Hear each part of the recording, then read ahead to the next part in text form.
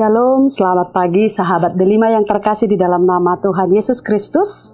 Sebelum kita memulai aktivitas kita pada pagi hari ini, mari kita mendengarkan firman Tuhan yang menjadi renungan harian Distrik 5 Sumatera Timur, yaitu hari ini Rabu tanggal 6 Agustus 2025, tertulis di dalam 1 Yohanes 4 ayat 9. Demikian dikatakan, dalam hal inilah kasih Allah dinyatakan di tengah-tengah kita, yaitu bahwa Allah telah mengutus anaknya yang tunggal ke dalam dunia, supaya kita hidup olehnya.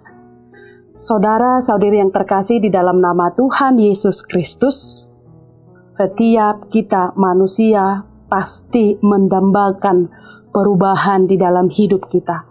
Entah itu perubahan misalnya menjadi pribadi yang lebih baik, menjadi orang yang lebih sukses, menjadi orang yang lebih sabar, menjadi orang yang lebih dekat kepada Tuhan, dan lain sebagainya, menjadi orang yang lebih kaya, dan lain sebagainya.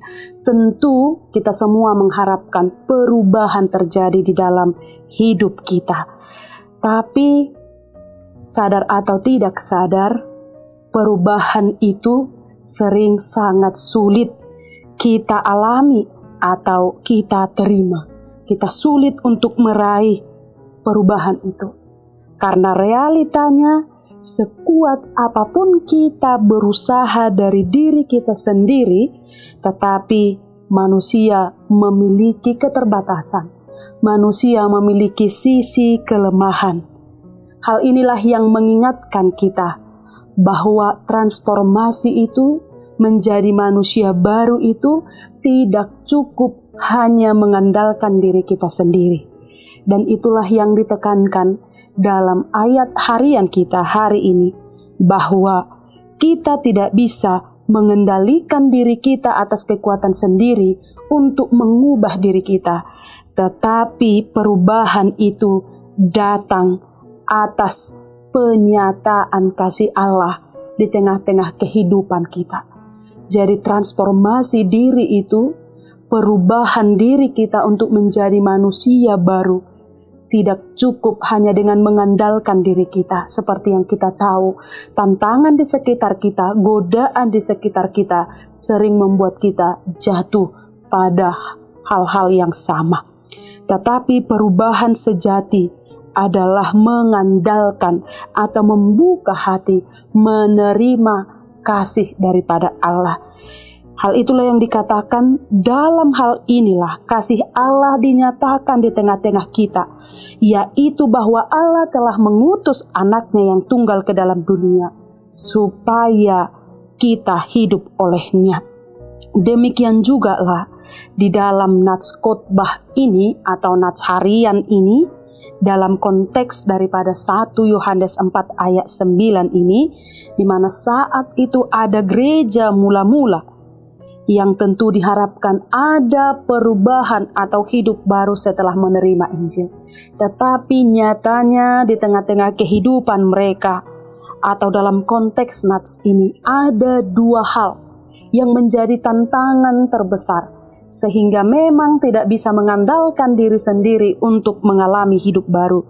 Tantangan itu yaitu yang pertama, adanya krisis ajaran yang benar. Tentu kita akan bisa berubah jika kita menerima ajaran yang benar dari sekitar kita.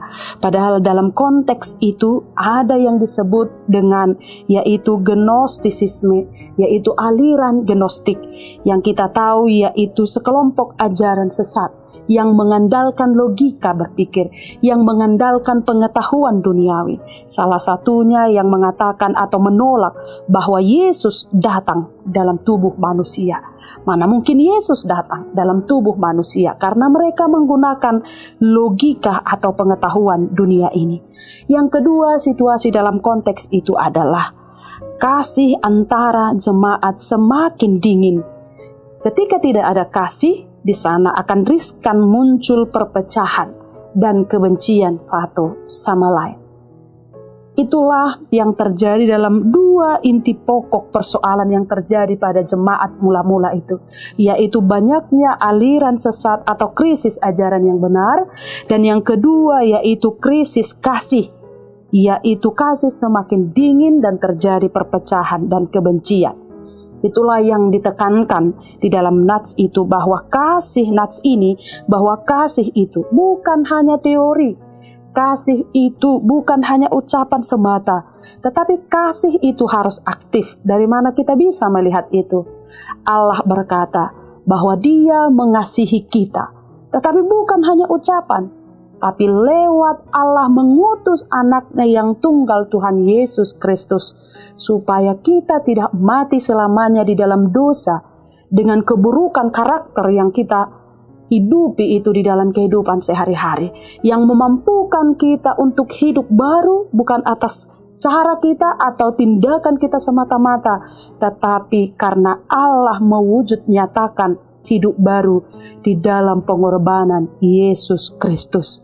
Itulah sebabnya kasih itu diajarkan juga kepada kita untuk tidak pasif, tetapi aktif, seperti apa yang telah dilakukan oleh Allah kepada kita yang dikasihinya melalui Yesus Kristus. Di dalam kehidupan kita sehari-hari, bisa saja kita dekat kepada Tuhan secara lahiriah. Kita dekat kepada Tuhan secara aktivitas rohani. Misalnya rajin ke gereja, rajin dalam pertanyaan, rajin dalam perkumpulan Kristiani. Tetapi coba kita evaluasi diri kita. Apakah itu sudah membawa perubahan secara pribadi? Apakah kita sudah menjadi hidup baru atau manusia baru? Sering sekali kita aktif di dalam kegiatan rohani. Kita dekat kepada Tuhan secara lahiriah. Tetapi masih ada hal yang tidak kita ubahkan, yaitu tidak hidup dalam kasih. Yang akibatnya ada timbul perpecahan, ada timbul kebencian, dan ada timbul menekankan atau menggunakan logika kita dalam mengetahui atau menilai bagaimana kuasa Kristus. Maka saat ini, marilah kita membuka hati kita untuk menerima kasih Kristus dan menerima rohnya untuk mengubah kehidupan kita. Seperti dalam buku ND HKBP 424 suara nito dini tuhatai jo dorupanita tulak suarai alai molotajalo suarai. Itulah yang akan mengubahkan hidup kita ketika kita membuka hati menerima suara Roh Kudus untuk mengubahkan hati kita. Di sana juga kita ikut serta diubahkan. Jadi sekali lagi saudara-saudari yang terkasih, bahwa menjadi hidup baru itu bukan semata-mata aktivitas kita, usaha kita, tetapi bagaimana kita meyakini dan membuka hati bahwa hidup baru itu adalah juga aksi anugerah dari Kristus. Maka untuk yang terakhir, Yesus itu adalah simbol daripada kasih. Maka di tengah-tengah dunia yang saat ini sering kita jumpai krisis kasih, marilah menghidupi bagaimana Kristus mengasihi kita, dan mari menebarkan kasih untuk sesama manusia di sekitar kita dalam setiap waktu kehidupan kita, menjadi manusia baru di dalam Kristus. Amin. Selamat beraktivitas. Tuhan Yesus memberkati. Shalom.